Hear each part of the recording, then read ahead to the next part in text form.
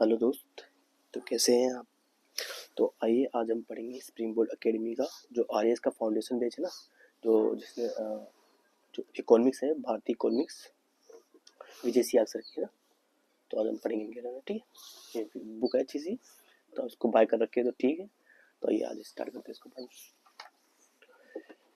तो दोस्तों आज अपन पढ़ेंगे चैप्टर 2 मौद्रिक मौद्रिक नीति है ना, बैंकिंग के बारे में पढ़ेंगे ना दोस्तों। तो ये मौद्रिक नीति क्या होती है? आरबीआई द्वारा अपनाई जाती है ना। आरबीआई द्वारा एक आरबीआई द्वारा एक नीति अपनाई जाती है, मौद्रिक नीति है ना। इसको आज हम डिटेल में समझेंगे ना। ये बैंकिंग से रिलेटेड है। आइए, पेज नंबर है 15 से 57 तक है ना।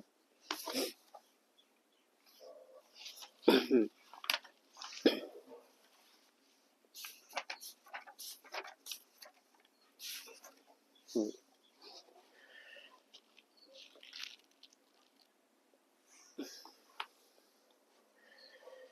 आपको दिख रहा होगा ना। तो मौद्रिक नीति क्या है दोस्तों? मौद्रिक नीति आरबीआई द्वारा अपनाई जाती है। एक ऐसी नीति है जिसमें वो अपनी अपनी विभिन्न प्रकार की जो संसाधन है, सभी मतलब पूरी क्रियाएं जो होती है ना मौद्रिक नीति से, इसको नियंत्रित करती है कौन? आरबीआई है ना। तो आरबीआई क्या होती है?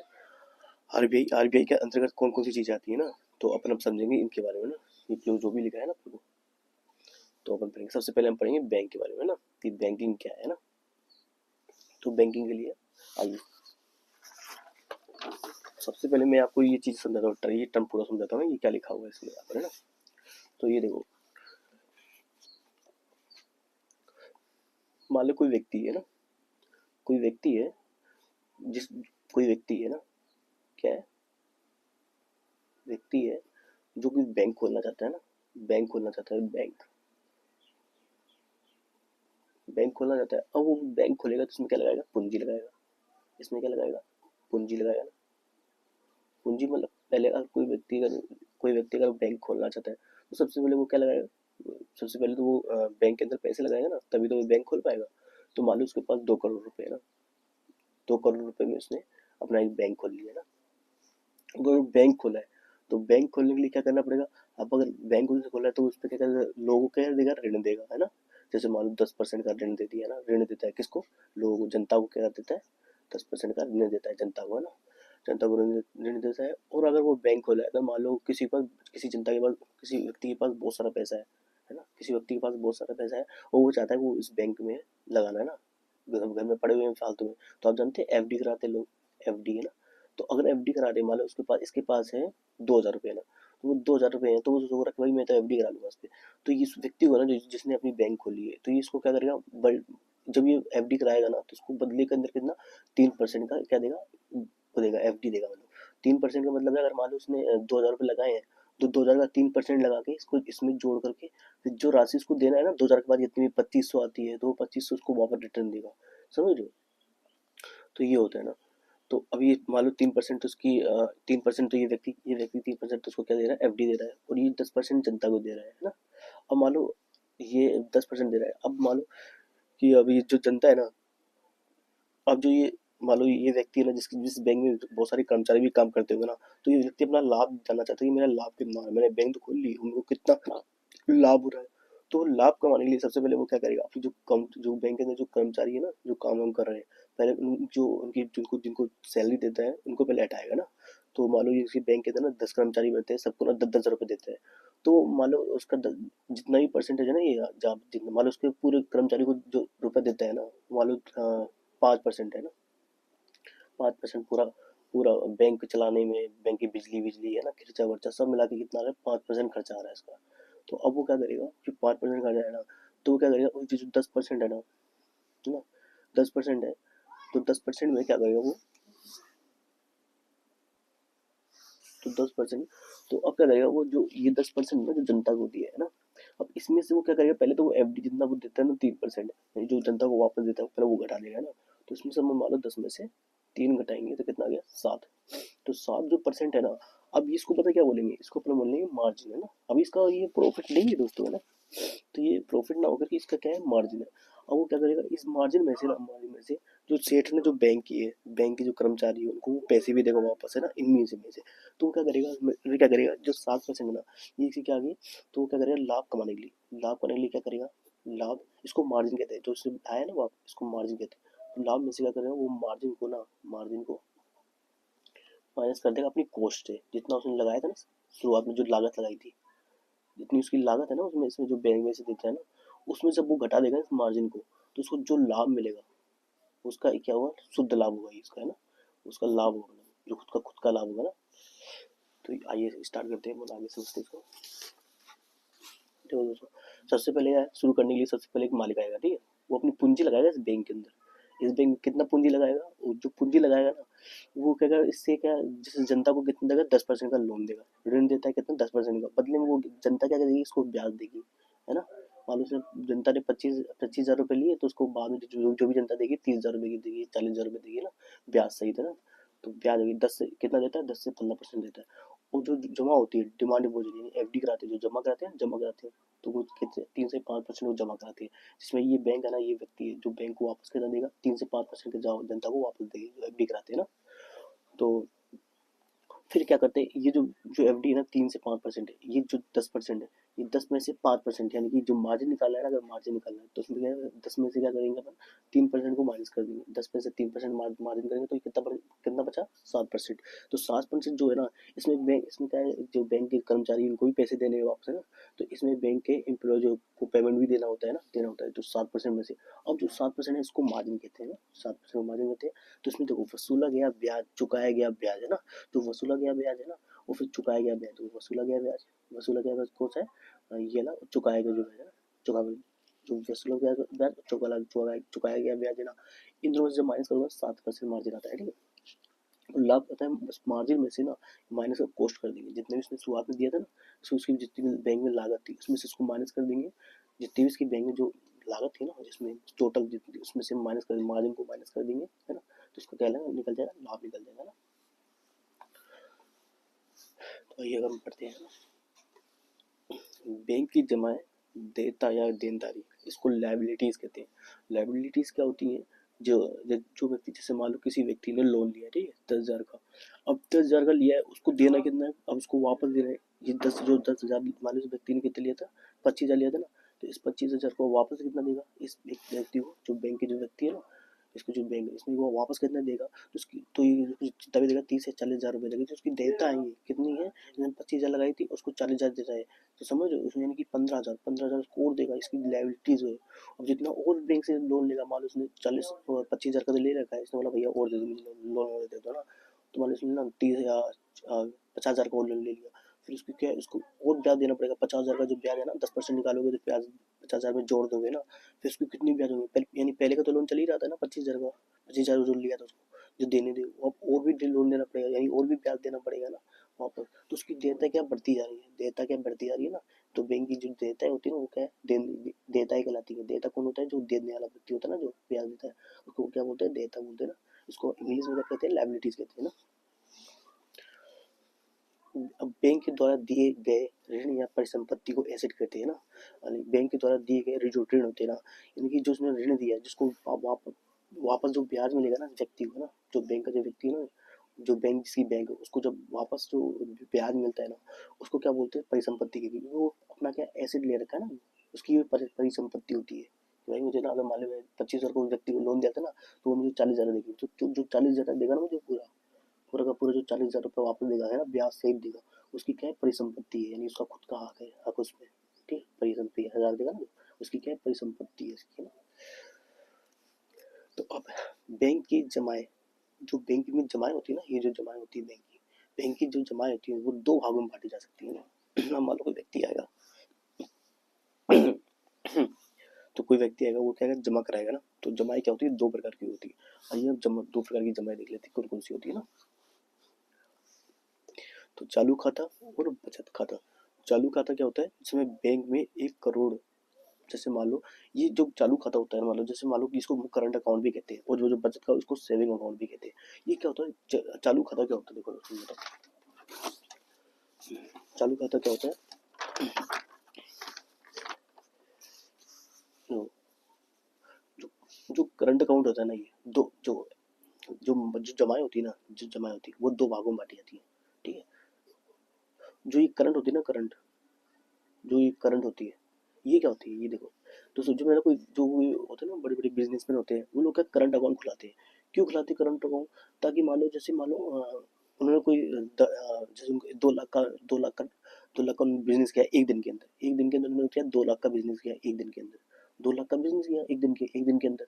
तो वो क्या करेंगे, इस एक दिन में ना जितने मतलब उसने 2 लाख का उसके बैंक में है, तो वो क्या करेंगे, वापस निकालेंगे, बोलेंगे भाई मुझे तो और कुछ निवेश करना है, वो जाएंगे वापस बैंक में जाएंगे और 2 लाख वापस निकाल लेंगे।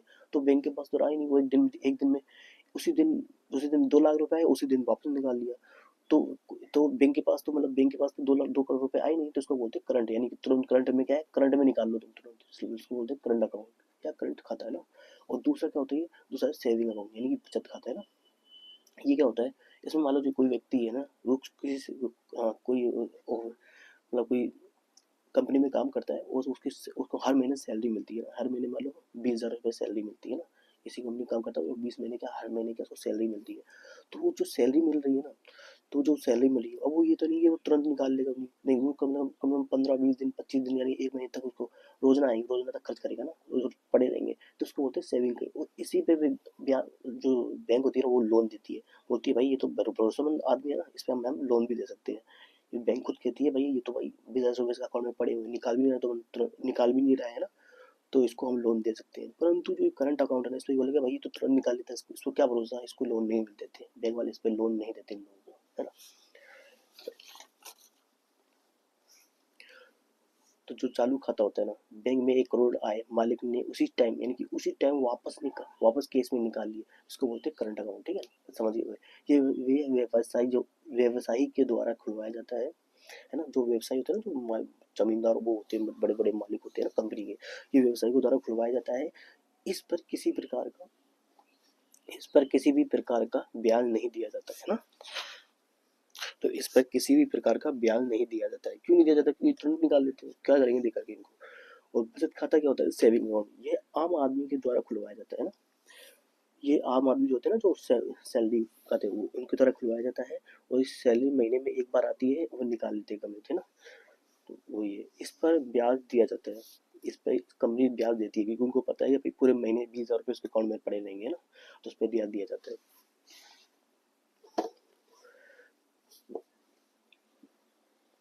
टाइम डिपॉजिट या हमको उसका वो बोलते हैं टाइम या टर्म डिपॉजिट, साव सामवधी जमा है ना, सावधि जमा है ना। ये क्या होता है दोस्तों, इसको निश्चित समय के लिए जमा कराया गया, यानी 5 साल में इसे पहले ही नहीं निकाला जा सकता है ना। तो ये क्या होता है, मैं आपको समझाता हूँ ये क्या होता है ना। तो देखो, जो हमने जमाएं पढ़ी थी ना, ये जमाएं क्या दो है, एक तो मांग है और एक कौन सा है, टाइम।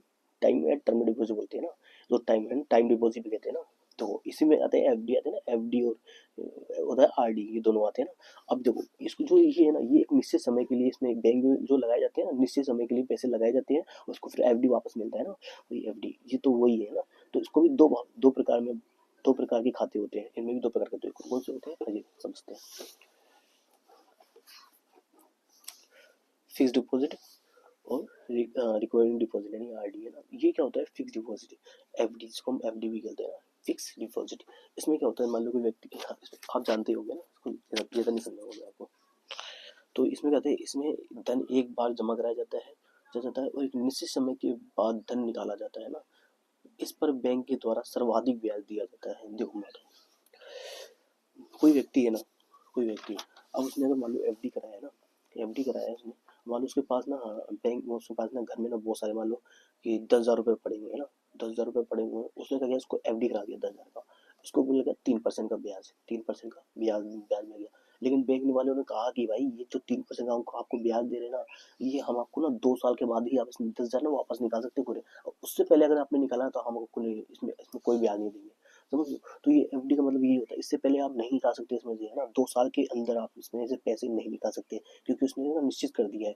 तो अब 2%, 3% हम निकालोगे ना आप, है ना, 10 जा रहे हैं ना, 10,000 का 3% निकालोगे ना आप, तो ये कितना हो गया, 300, कितना हो गया, 300 हो गया ना, 2 3, 10,000 का कितना आ गया, 2 कट गया ना, ये देखो 300 आ गया, तो ठीक है 300 मतलब ब्याज 10,000 रुपये, इसको कितना मिलेगा, 1 साल का ब्याज है ना, 1 साल पे कितना 300 रुपये मिल रहा है ना। तो यहाँ 10 साल पे कितना आएगा, 3%, हाँ 300 ही, तो 2 साल का कितना होगा 600 है ना, 600 रुपये हो गया ना। तो यानी जो जो 2 साल के बाद इसको ब्याज मिलेगा वो कितना मिलेगा, 10,600, 10,600 इसको टोटल मिलेंगे व्यक्ति को है ना।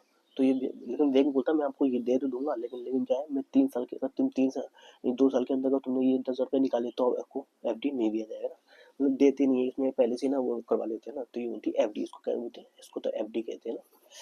और क्या रिकवरिंग क्या होता है, रिकवरी, अब रिकवरिंग आरडी क्या होता है दोस्तों ना।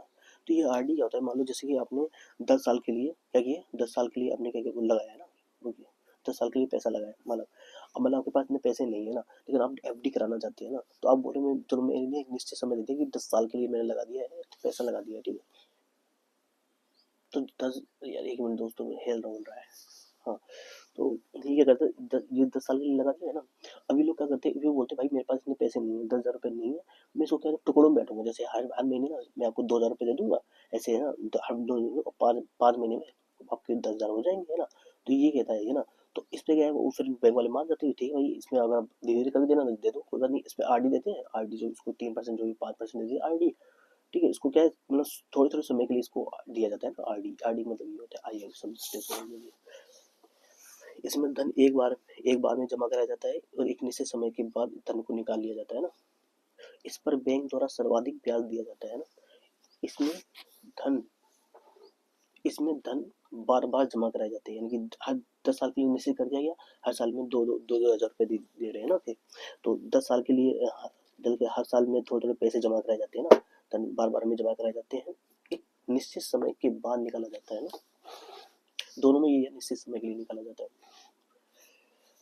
अब है बैंक की जो जमा होती है उसको DICGC के द्वारा 5 लाख तक का बीमा दिया जाता है, DICGC के ना उसके द्वारा, मतलब जो बैंक की जो जमा होती है ना, तो DICGC के द्वारा 5 लाख तक का बीमा भी दिया जाता है ना। अगर आप बीमा करवाते हैं ना तो आपको 5 लाख तक का उसमें कुछ भी करवा सकते हो। अब ये DICGC है, इसका फुल फॉर्म क्या होता है, deposit insurance and credit guarantee corporation है ना। इसकी स्थापना 1978 में हुई थी, इसका स्वामित्व है ना वो RBI करती है ना, RBI करती है। अब आएगा अपन पढ़ते हैं, भारत में बैंकिंग का संक्षिप्त इतिहास है ना। तो भारत में औपचारिक बैंकिंग की शुरुआत अंग्रेजों के द्वारा की गई थी। औपचारिक का मतलब होता है नियम व प्रक्रिया व भ्रष्टाचार के अनुसार, है ना, जो नियम और प्रक्रिया होते हैं ना उनके शिष्टानुसार, सॉरी भ्रष्टाचार नहीं, शिष्टानुसार चलना पड़ता है, यानी एक नियम प्रक्रिया होती है उसको बोलते हैं औपचारिक। यानी उस जब शुरुआत में जब अंग्रेजों के द्वारा जो जो ये जो बैंक निकाला गया था ना, तो उसमें क्या नियम थे, प्रक्रिया थी, उसके साथ लोग चलना पड़ता था ना। तो औपचारिक बैंकिंग की शुरुआत अंग्रेजों के द्वारा की जाती थी। बैंक ऑफ हिंदुस्तान यानी कि BOH, बैंक ऑफ हिंदुस्तान, जिसको 1717 में अंग्रेजों ने बनाया था ना, ये भारत का पहला था, ये भारत का पहला बैंक था जो कि अंग्रेजों ने बनाया था, अंग्रेजों ने भाई ये भारत का पहला बैंक था। और ये कहाँ खोला गया था, ये कलकत्ता में ना, ये कहाँ पर था, कलकत्ता में खोला गया था ये। और ये भारत ने बनाया था, और ये भारत का पहला बैंक था ना, जो उसने अंग्रेजों ने बनाया था। लेकिन उसके बाद क्या हुआ, अवध कॉमर्शियल बैंक 1881 में, ये 1770 में, ये 1881 में, ये भारतीयों ने बनाया था। ये बैंक तो भारतीयों ने बनाया था, और भारतीयों द्वारा संचालित पहला यूपी में खोला गया था, कौन सा, अवध कॉमर्शियल बैंक है ना, जो कि यूपी में खोला गया था। और ये भारतीयों ने चलाया था, और ये भारतीय चलाते थे इस समय, क्योंकि उनको लोग समझ गया था ना, क्योंकि ये क्या है, यहाँ पर काम करते थे अंग्रेजों के पास, तो उनके पास रहते रहते नहीं, ये लोग सीखते थे बैंक में कैसे चलाना कैसे नहीं चलाना। तो इन लोगों ने भी अपना खुद का एक अवध कमर्शियल बैंक 1881 में खोल लिया है। तो पंजाब नेशनल बैंक है ना, ये 1894 में, ये कब खोला था, ये 1894 में पहला भारतीय स्वदेशी बैंक था ना, मतलब खुद का, ये तो मतलब स्वदेशी में भारतीय लोगों ने बनाया था इसको खुद का, मतलब इसमें कोई हस्तक्षेप नहीं था उसका, है ना, इसमें मतलब कोई वो नहीं था, मतलब अंग्रेजों का हस्तक्षेप नहीं था। तो पहला भारतीय स्वदेशी बैंक भारतीयों ने बनाया था ना। ब्रिटिश काल में 3 प्रेसिडेंसी बैंक लगाए गए थे ना, जो ब्रिटिश काल के दौरान 3 प्रेसिडेंसी बैंक लगाए थे, है ना। प्रेसिडेंसी मीन मतलब प्रेसिडेंसी का शब्द का मतलब क्या होता है, जो ब्रिटिश काल में से बनी है, तो 3 प्रमुख शहरों में है, मतलब जो ब्रिटिश काल में बनी हुई और ये तीन शहरों में स्थापित करवाई गई है ना, वो बैंक जो होती है उनको हम प्रेसिडेंसी बैंक कहते थे ना, लगाए गए थे। अब ये कहाँ लगाए गए थे, देखो ये तो एक तो था बैंक ऑफ बंगाल, यानी एक तो बैंक ऑफ बंगाल में जो 1806 में इसमें लगाया गया था ना, 1806 में लगाया गया था, और ये बैंक ऑफ बम्बई, और बम्बई में 1840 को स्थापित किया गया, और बैंक ऑफ महाराष्ट्र मद्रास ये 1843 में ना ये लगाया गया था।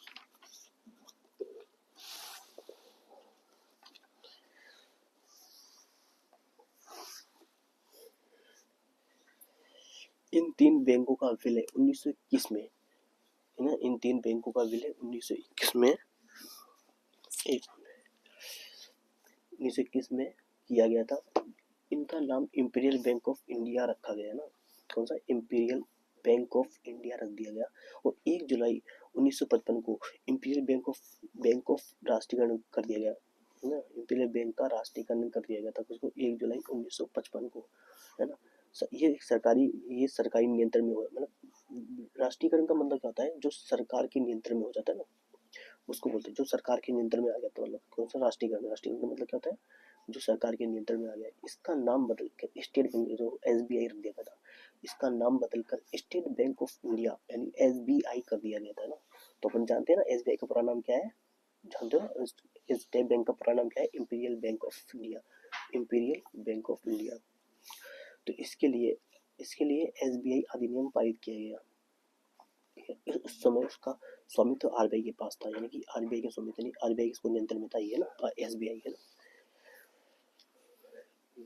तो अब 2007 में इसका स्वामित्व 2007 में इसका स्वामित्व भारत सरकार को सौंप दिया गया ना, यानी कि गवर्नमेंट आरबीआई ने इसको 2007 में इसको स्वामित्व भारत सरकार को सौंप दिया गया है ना। अब देखो, अब मैं समझाता हूँ ये, मतलब जो ये बैंक जो आरबीआई है ना, हाँ तो आरबीआई, तो जो गवर्नमेंट ऑफ इंडिया है ना, पहले आरबीआई ने क्या किया, आरबीआई के पास तो इसका स्वामित्व था, फिर इसको आरबीआई ने इसको गवर्नमेंट ऑफ इंडिया को दे दिया। उसको जब दिया है ना, तो गवर्नमेंट इंडिया ने क्या किया, आरबीआई को पहले पैसे दिए, आरबीआई को गवर्नमेंट ऑफ इंडिया ने पैसे दिए आरबीआई को एसबीआई को अपने अधीन कर लिया ना, तो इसके अधीन हो गया, तो पैसे मतलब गवर्नमेंट ऑफ इंडिया ने आरबीआई को पैसे देके खरीदा इसको। 1959 में 8 ऐसी थी बैंकों को एसबीआई का सहायक बैंक बनाया गया। सहायक बैंक क्या होता है, जो एसबीआई के अधीन काम करते हैं, जो एसबीआई की जो ब्रांचेस होती है ना, एसबीआई की जो ब्रांचेस है उसमें कितनी थी, 8 ऐसी थे ना। देखो, सहायक बैंक का मतलब स्वामित्व खुद का होगा ना, मतलब उसी का ब्रांचेस होती है ना उसकी, इंग्लिश समझ गए होगा आप। तो State Bank of Bikaner, State Bank of Jaipur, इन दोनों को संयुक्त रूप से, मतलब बाद में इसको सम्मिलित रूप में एसबीबीजी के नाम से कहते हैं, state Bank of Bikaner Jaipur, मतलब ये बाद में मतलब कर दिया था, तो अभी तो नहीं, अभी तो मतलब state Bank of Jaipur, state Bank of Jaipur था इसकी जो बैंक ब्रांचेस कहाँ का खुल रखी थी ना, तो एक तो बीकानेर में, एक जयपुर में खुल रखी थी। स्टेट बैंक ऑफ पटीला है ना, ये भी स्टेट बैंक ऑफ सुरुस्ता है ना, शुरू क्या लिखा है, सौराष्ट्र जो भी है। State Bank of Indore, state Bank of Hyderabad, और स्टेट बैंक ऑफ मिजोर है ना, मैसूर, स्टेट बैंक ऑफ ट्रावेंकोर है ना, जो भी आया दोस्तों, इसकी लैंग्वेज तो समझ नहीं, तो ट्रावेंकोर है ना। तो सन आई होप आपको दिख रहा होगा, सन 1863 में स्टेट बैंक ऑफ बीकानेर तथा स्टेट बैंक ऑफ जयपुर को विलय कर दिया गया। देखो ये मैं आपको ऊपर बताया ना, ये स्टेट बैंक ऑफ बीकानेर, इन दोनों का विलय कर दिया था, इसको एसबीबीजी कर दिया था, state Bank of Bikaner Jaipur, तो यही है, यही लिखा है। तो 1863 में स्टेट बैंक ऑफ बीकानेर और स्टेट बैंक ऑफ जयपुर को विलय कर दिया गया, उसको एसबीबीजे यानी स्टेट बैंक ऑफ बीकानेर 1863 में इसकी स्थापना कर दी गई थी ना। सन 2008 में स्टेट बैंक ऑफ सुरुस्त्रा को ना सौराष्ट्र का विलय एसबीआई में कर दिया गया ना, मतलब पूर्ण रूप से इसको इसके अंदर ही कर दिया गया। 2010 में स्टेट बैंक ऑफ इंदौर का विलय एसबीआई में कर दिया गया है ना। तो इसकी जो पहले जो सहायक बैंक थी ना, जो चल रही थी, उनको पूर्ण रूप से क्या कहते हैं, उनको एसबीआई में कर दिया गया ना। इस प्रकार वर्तमान में एसबीआई का कोई सहायक बैंक नहीं है, अब कोई सहायक बैंक नहीं है इसकी, है ना, पहले इसकी ब्रांड अब से हर जगह मतलब एसबीआई चलती है ओनली। 2017 में 5 सहायक बैंकों का विलय एसबीआई में कर दिया गया। 2017 में 5 सहायक बैंकों का विलय एसबीआई में कर दिया गया। 2013 में भारतीय महिला बैंक की स्थापना 2013 में भारतीय महिला बैंक की स्थापना की गई, है ना। 2017 में इसका विलय भी एसबीआई में कर दिया गया। जो भारतीय महिला बैंक की स्थापना 2013 में हुई थी, इसका जो विलय भी एसबीआई के अंदर कर दिया गया। और वर्तमान में भारत का सबसे बड़ा बैंक एसबीआई है। सबसे बड़ा बैंक देखो, भारत का सबसे बड़ा बैंक कौन सा है? एसबीआई है। अब पढ़ते हैं बैंकिंग की संरचना, यानी भारत में बैंकिंग की संरचना कैसे स्टार्ट हुई, यानी आरबीआई की स्थापना कैसे हुई, इनके बारे में पढ़ेंगे ना। भारत में बैंकिंग संरचना आरबीआई एक्ट 1934 में लाया गया था। ये एक एक्ट यानी नियम, कानून लाया गया था। कब? 1934 में लाया गया। अनुसूचित बैंक, शेड्यूल्ड बैंक, है ना। अनुसूचित, अब देखो ये जो कानून लाया गया ना, इसके अंतर्गत क्या कहता है ना, तो अनुसूचित जो बैंक थी ना, अब इनको दो भागों में बांटा गया था। इन पूरे भारत में जो बैंकें थी ना, बैंक इनको दो भागों में बांटा गया था। एक तो वाणिज्यिक बैंक में और दूसरा है सहकारी बैंक, है ना। एक तो वाणिज्यिक बैंक था, दूसरा सहकारी बैंक था। जो ये वाणिज्यिक बैंक था ना, इनका सिर्फ काम था, जो जो होता है ना, जो बिजनेस लोग करते हैं, उनका काम था प्रॉफिट कमाना ना। वाणिज्यिक बैंक का मतलब क्या था? जो यानी लोन देवे उससे पैसे कमाए, उनका सिर्फ प्रॉफिट कमाना था, वाणिज्यिक बैंक था। और दूसरा क्या होता है? सहकारी बैंक, यानी सहकारी का मतलब क्या होता है? सहयोग करते हैं एक दूसरे बैंकों का, जो सहयोग मतलब होता है ना, जैसे कोई बैंक डूब रही हो तो उसका सहयोग करना। तो ये सहयोग, सहकारी बैंक का मतलब क्या होता है? जो सहयोग कर देते हैं, मतलब ये, है ना। तो सहकारी मतलब क्या होता है? सहयोग करते हैं जो एक दूसरे बैंक का, है ना। तो अब इसको डिटेल में आगे पढ़ेंगे ना अच्छे से। तो वाणिज्यिक बैंक है ना, इसको क्या है? इसको भी दो भागों में बांटा गया, जिसका प्रॉफिट काम लाभ क्या है? सिर्फ प्रॉफिट कमाना। इसको भी दो भागों में बांटा गया, सार्वभौमिक बैंक और इसको विशेषकृत विभेदित बैंक। विशेषकृत का मतलब क्या होता है? जो विशेष उद्देश्य से बनाए गए बैंक होते हैं ना, जो विशेष उद्देश्य से बनाए गए बैंक होते हैं, उसको विशेषकृत कहते हैं। और जो विशेष उद्देश्य से बनाए गए बैंक कौन कौन से हैं? वो है क्षेत्रीय ग्रामीण बैंक, क्षेत्रीय ग्रामीण बैंक, यानी ग्रामीण मतलब जो गांव में खोल के सुविधा देना चाहते हैं ना, उनको ग्रामीण बैंक कहते हैं। और लघु वित्त बैंक, यानी विशेष उद्देश्य है, क्योंकि ग्रामीण में जानते हो ग्रामीण सबसे ज्यादा जरूरत पड़ती है बैंक की, इसलिए उन्हें विशेष उद्देश्य था उनका कि भाई यहाँ तो खोलना ही है। और लघु वित्त बैंक, ये भी बैंक है ना, लघु वित्त बैंक, जो विशेष उद्देश्य के लिए खोला गया है। भुगतान बैंक यानी पेमेंट बैंक, है ना। भुगतान बैंक और लोकल एरिया बैंक, है ना, ये विशेषकृत इनके अंदर आते हैं ना। वो जो सार्वभौमिक बैंक है, जो यूनिवर्सल बैंक है, इसको यूनिवर्सल बैंक भी कहते हैं। और सार्वभौमिक मतलब हर जगह, जो हर जगह खोले जाते हैं ना, सार्वभौमिक। सार्वभौमिक, तो सार्वभौमिक बैंक के अंदर कौन कौन से बैंक आते हैं? सार्वजनिक क्षेत्र के बैंक, यानी कि पब्लिक सेक्टर में जो खोले जाते हैं ना बैंक। जो सार्वजनिक क्षेत्र के बैंक क्या होता है? जिसमें सरकार की हिस्सेदारी 51% से ज्यादा हो, यानी कि निजी क्षेत्र का तो हो, लेकिन जो सरकार की हिस्सेदारी इन दोनों मिलकर, यानी निजी क्षेत्र का भी जो बैंक होगा और सरकार का, दोनों मिलकर जो काम करेंगे, इसमें जो सरकार की हिस्सेदारी होगी ना, वो 91% अधिक होगी निजी क्षेत्र से ना।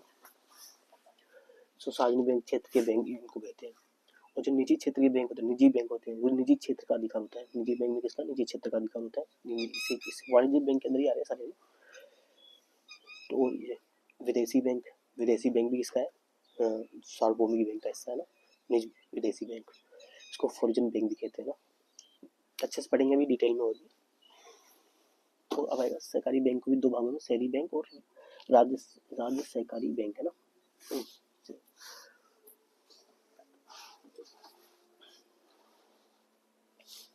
अनुसूचित बैंक, देखो अनुसूचित बैंक यानी इसको अभी पहले इसकी परिभाषा पढ़ लेते हैं, इसके बारे में पढ़ लेते हैं। अनुसूचित बैंक क्या होता है? वह बैंक जिनका उल्लेख आरबीआई एक्ट 1934 की सेकंड अनुसूची में किया गया है, जिसको एक्ट बना के सेकंड अनुसूची में इसको किया गया है। ये आरबीआई की सभी सेवाओं को लाभ ले सकते हैं, यानी जो आरबीआई की सभी सेवाओं का लाभ ले सकते हैं ना, उस मतलब इनसे रिलेटेड जो कानून बनाए गए ना, उसी पर इन दो श्रेणियों में बांटा गया है। इसे दो श्रेणियों में बांटा जा सकता है, पहला है वाणिज्यिक और दूसरा है सहकारी। समझ में ऊपर देखा है आपने आपको, मतलब इसी के अधीन सारे बैंक आते हैं ना, आरबीआई के अधीन। भारत में कोई भी बैंक होगा ना दोस्तों, भारत में कोई भी बैंक हो, आरबीआई की जब तक आरबीआई से लाइसेंस नहीं लेगा ना, वो बैंक चल नहीं सकता भारत में। आरबीआई भारत में कोई भी बैंक चलाने के लिए आरबीआई से लाइसेंस लेना जरूरी होता है। तो वाणिज्यिक बैंक, तो वे बैंक जो वाणिज्यिक उद्देश्यों के लिए स्थापित किए जाते हैं, जो वाणिज्य यानी जिससे लाभ कमाने के उद्देश्य से स्थापित किए जाते हैं, अर्थात लाभ कमाना उनका प्रमुख उद्देश्य होता है। इनमें भी दो श्रेणियों में बांटा जा सकता है। पहला है सार्वजनिक बैंक, दूसरा है सार्वजनिक क्षेत्र के बैंक, है ना, तो नीचे ना सार्वजनिक क्षेत्र के बैंक, इसको भी क्या है, दो श्रेणी में बांटा गया है।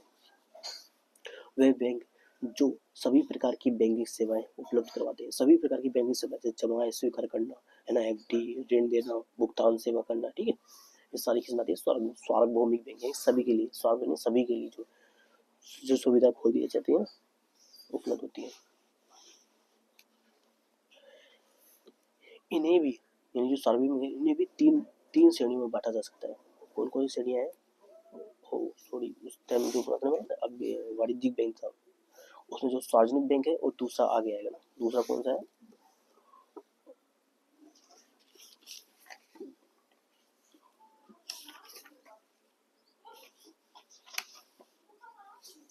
मैं बता देता हूँ। दूसरा का तो सार्वजनिक बैंक है, दूसरा है विशेष उद्देश्य के लिए खोले जाते हैं ना। अब विशेष जो सार्वभौमिक है ना, इसी के हम पार्ट पार्ट अपना श्रेणियां पढ़ रहे हैं इसी बारे में, कौन कौन सी श्रेणियां।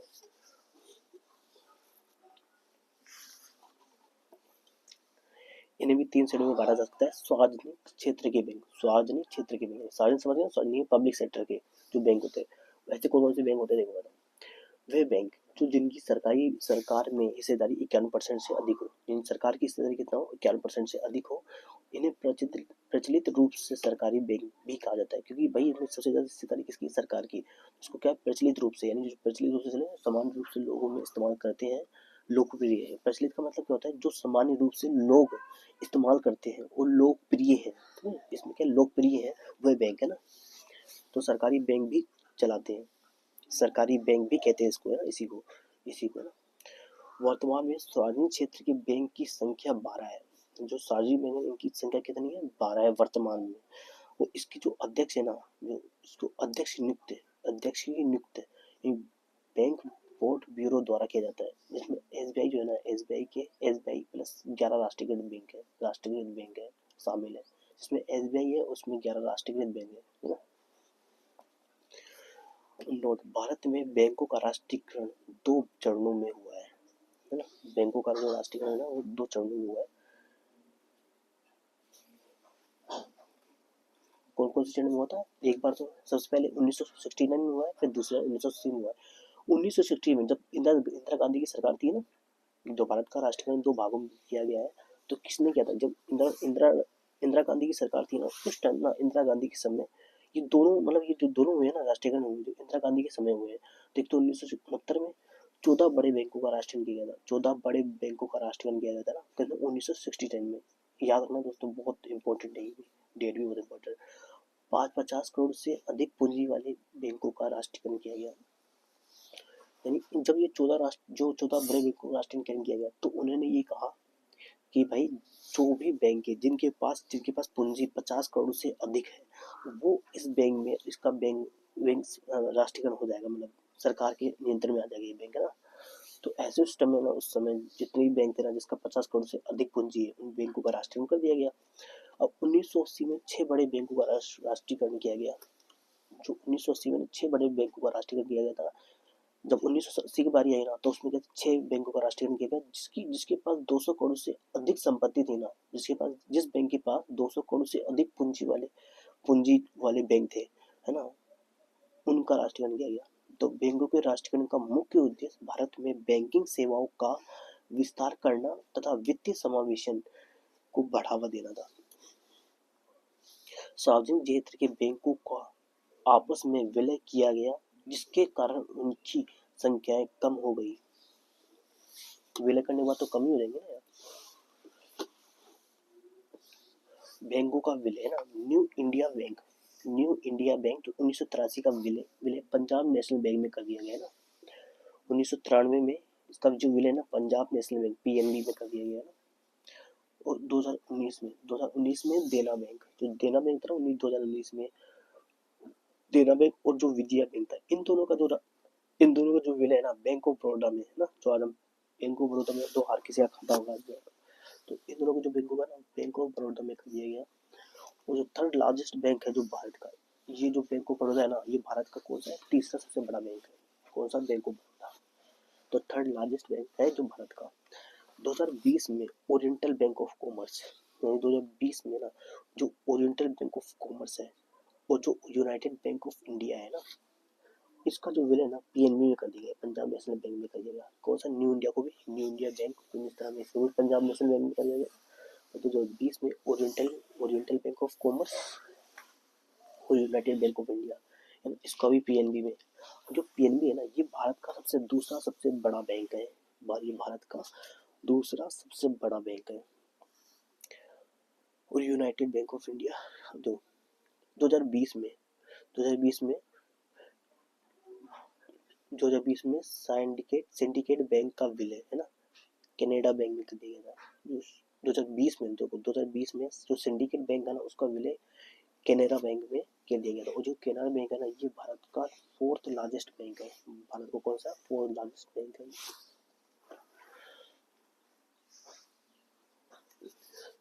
2020 में आंध्रा बैंक और जो कॉर्पोरेशन बैंक है ना, आंध्रा बैंक और corporation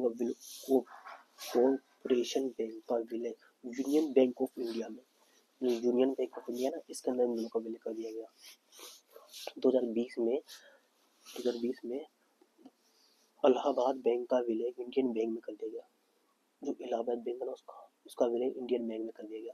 Punjab Sindh bank smallest, ये सब पब्लिक सेक्टर सार्वजनिक क्षेत्र बैंक है, ये है ना, सबसे स्मॉलेस्ट है और पब्लिक सेक्टर में सार्वजनिक क्षेत्र में का बैंक है। बैंकों के विलय के लाभ, अब ये बता रहा है कि जो बैंक के जो विलय करते हैं ना अपन, इससे क्या क्या लाभ है ना। तो देखो, इससे बैंकों का आकार बढ़ जाता है। जैसे कि मान लो स्टेट बैंक ऑफ इंडिया ना सबसे बड़ा, भारत का सबसे बड़ा बैंक बन गया है। अगर ये टुकड़ों में रहता तो ये नहीं बन पाता। इससे सबसे बड़ा लाभ क्या हुआ, इसका आकार बढ़ता है। बैंकों की पूंजी और जमा भी बढ़ती है, क्योंकि जो अलग अलग जगह पूंजी इकट्ठा बांट रखी थी ना, उनको क्या एक जगह लगाते अब बैंक के पास सबसे बड़ा मतलब पूंजी है ना, बहुत पूंजी। तो पूंजी और जमाएं भी बढ़ती हैं। इससे अंतर्राष्ट्रीय स्तर के बैंक स्थापित किए जा सकते हैं। जो अंतर्राष्ट्रीय बैंक है ना, अंतर्राष्ट्रीय स्तर के जो बैंक है ना, उनका बैंक स्थापित किए जा सकते हैं। इसमें बैंकों की लागत कम होती है, यानी खर्चा उनको कम करना पड़ता है ना। और बैंकों का प्रबंधन एवं नियम आसान हो जाता है। यानी कि पहले तो हर अलग अलग बैंक के अलग अलग समस्याएं होती थी, अलग अलग कानून बनाना पड़ता था उनके लिए। लेकिन अब एक में विलय कर दिया गया है, तो अब एक ही भी कर दिया गया तो एक बैंक के एक ही नियम रहेंगे, सभी जगह लागू होंगे, समझ रहे हो। तो प्रबंधन और नियम आसान हो गया। इससे बैंक तकनीकी पर अधिक निवेश कर सकता है। तो इससे बैंक का अधिक निवेश कर सकता है, मतलब अधिक से अधिक है ना, जितना ही पैसा आएगा उसका डबल वो निवेश कर सकता है उससे। सही है, जो भी है निजी बैंक है ना। अब ये निजी बैंक यानी जो निजी क्षेत्र में जो बैंक होते हैं ना, उनके बारे में। तो निजी बैंक क्या होते हैं, ये याद है ना, ये किसके भाग है, ये वाणिज्य बैंक के भाग है, वो बताया था ना यहाँ पर, ये पढ़ लिया है ना। अब ये निजी बैंक पढ़ रहे हैं। तो निजी बैंक वे बैंक जिनका स्वामित्व निजी क्षेत्र के पास होता है ना, जो निजी क्षेत्र होता है ना उसके पास होता है। वर्तमान में भारत में 21 निजी बैंक है, 21 निजी बैंक है वर्तमान में भारत में।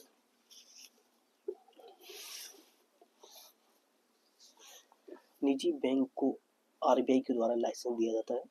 जो निजी बैंक है ना उसको ना आरबीआई के द्वारा लाइसेंस दिया जाता है। देखो, मतलब भारत में जितने भी बैंक है ना, जितने भी बैंक है निजी क्षेत्र के ना, इसको क्या है आरबीआई के द्वारा ना लाइसेंस प्रदान किया, तभी वो बैंक खोल सकती है, नहीं खोल सकती है ना। 1993 में 10 बैंकों को लाइसेंस दिया गया था।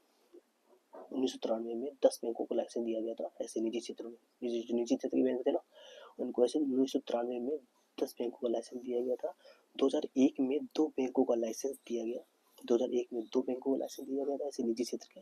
2015 में 2 बैंकों का बंधन, 2 बैंक थे ऐसे 2015 में जिनको दिया गया था, जिसमें एक तो बंधन बैंक था, दूसरा आईडीएफसी बैंक था। ये आईडीएफसी बैंक है, ये निजी बैंक है ये ना, और जो बंधन बैंक है ये भी निजी बैंक है ना, को लाइसेंस दिया गया था।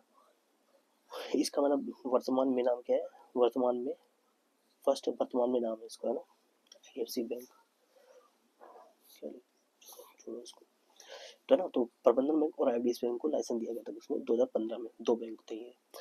तो लाइसेंस की शर्तें क्या थी? शर्तें निर्धारित करने के लिए 2013 में विमल जालान, जो लाइसेंस की शर्तें निर्धारित की थी ना, जो लाइसेंस देने की शर्तें थी, कि 2013 में विमल चालान समिति का गठन किया गया था। यानी एक समिति थी, विमल चालान समिति का गठन।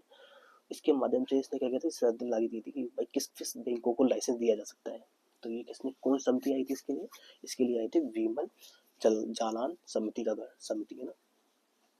लाइसेंस की निम्नलिखित शर्तें, लाइसेंस भाई कोई भी व्यक्ति है तो बैंक खोलना चाहता है तो उसकी क्या क्या क्या क्या भाई उसको, जो लाइसेंस की जो जो ये नियम थे ना, वो क्या कहते हैं? कोई व्यक्ति अगर बैंक खोलना चाहता है ऐसे थोड़ा खोल लेगा भाई, कोई भी व्यक्ति है लो मुंह उठा के आया वो भी लो बैंक खोल लिया।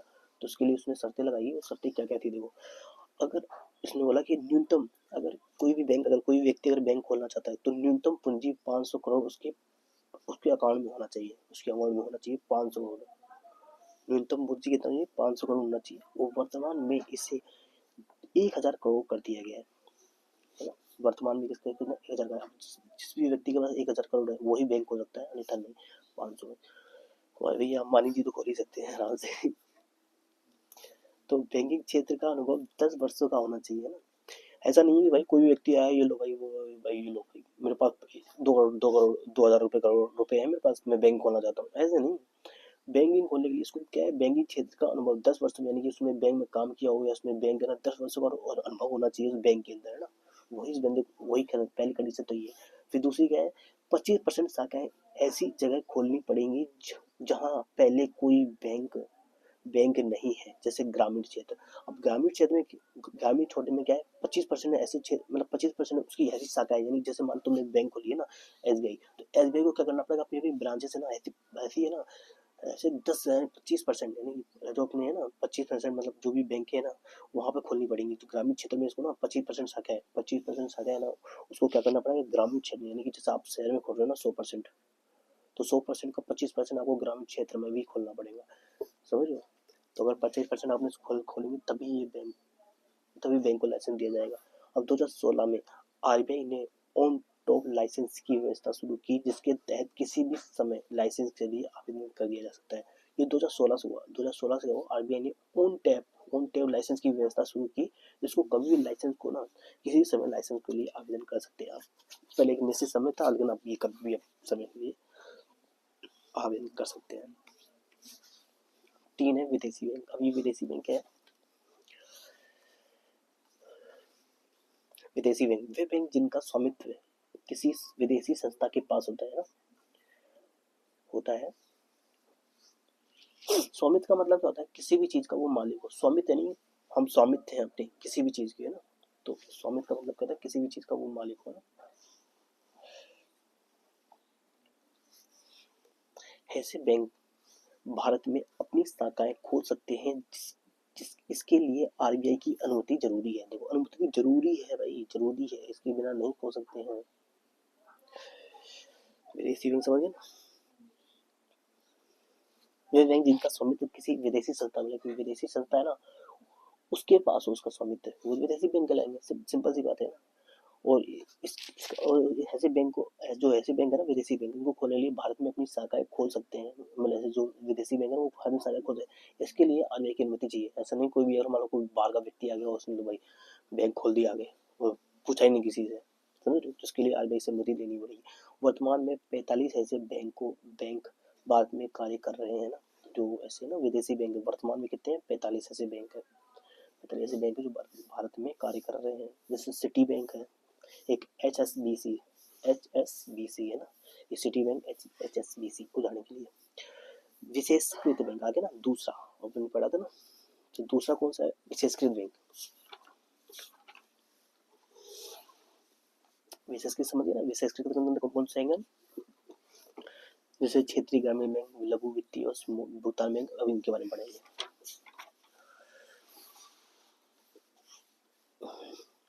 तो विशेषकृत बैंक विभेदित बैंक क्या है? वे बैंक विशेष के मतलब समझ लो विशेष उद्देश्य के लिए खोले गए बैंक है ना। वे बैंक जो किसी विशेष उद्देश्य के स्थापित किए जाते हैं, विशेष उद्देश्य से स्थापित किए जाते हैं, तो विशेष उद्देश्य के बैंक कहते हैं।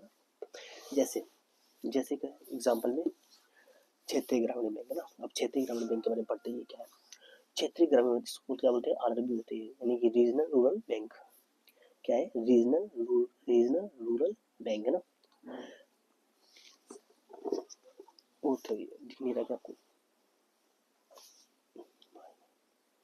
दिख रहा होगा ना आपको। तो इसकी स्थापना जो क्षेत्रीय ग्रामीण बैंक है ना, आरआरबी है ना, कौन सी है, हाँ जो क्षेत्रीय ग्रामीण बैंक है ना, आरआरबी, इसकी स्थापना 2 अक्टूबर 1975 को 5 आरआरबी की स्थापना की। 5 आरआरबी यानी 5 क्षेत्रीय ग्रामीण बैंक की स्थापना की थी 2 अक्टूबर 1975 को, है ना। इसका हेडक्वार्टर कहाँ है, ये मुंबई में है, ठीक है। इसका हेडक्वार्टर कहाँ है, इसको मुंबई में है। जिसका ओनर है, जिसका ओनर है, ओनर कौन है, वो मिनिस्टर बैंक ऑफ फाइनेंस, जो मिनिस्ट्री है ना, मिनिस्ट्री ऑफ फाइनेंस, वो उसको चलाता है ना। और जो आरबीआई है ना, आरबीआई को रेगुलेट आरबीआई, परंतु निगरानी नबार्ड करता है। इसको रेगुलेट है, रेगुलेट कौन करता है, आरबीआई करती है। जो क्षेत्रीय ग्रामीण बैंक है ना, इसको रेगुलेट तो कौन करता है, आरबीआई करती है, परंतु इसकी जो निगरानी है, निगरानी कौन करता है, नबार्ड करता है। समझ रहे, जो कृषि संबंधित है, नबार्ड है ना, उसको क्या करता है, वो करता है, मतलब निगरानी करता है। क्षेत्रीय ग्रामीण जो है, तो ग्रामीण में सबसे ज्यादा लोगों के पास क्या होती है, जो किसान लोग हैं उनके पास जमीनें होती हैं, और उनको भाई जमीन चाहिए, जमीनों के लिए उनको क्या है, सबसे ज्यादा वो क्या करते हैं, वो लोन क्यों लेंगे भाई, लोन इसलिए उनको चाहिए भाई, फसल के लिए चाहिए, उसके लिए चाहिए। तो इसलिए इस जो आरबीआई ने कहा कि भाई जाओ नबार्ड भाई, आप जाओ, आप लोग कृषि संबंधित जो लोन देते हैं ना, आप ही दे सकते हैं। तो इसलिए इन लोगों को क्या किया, इनको निगरानी के लिए इनको भेजते हैं, इनको, ठीक है, नबार्ड वालों को। तो 1976 में आरआरबी एक्ट अधिनियम पारित किया गया। 1976 में आरआरबी एक्ट अधिनियम पारित किया गया, है ना। इसके चेयरमैन वर्तमान में कौन है, साजी केवी जो भी है ना। इसके मुख्य उद्देश्य ग्रामीण क्षेत्र में बैंकिंग सेवाओं को उपलब्ध कराना है। इसका जो मुख्य उद्देश्य है ना, इस बैंक का जो मुख्य उद्देश्य है वो क्या है, ग्रामीण क्षेत्र में बैंकिंग सेवाओं को उपलब्ध कराना। सिंपल सी बात है भाई, ग्रामीण क्षेत्र में तो है भाई, लोग ताकि लोन ले सकते हैं, लोन लेकर के क्या होता है, कृषि वृषि करते हैं ना। तथा वित्तीय समावेशन को बढ़ावा देना, ताकि वित्तीय समावेशन का मतलब क्या होता है कि जो वित्तीय समावेशन का मतलब क्या होता है, मैं आपको समझाता हूँ अच्छे से।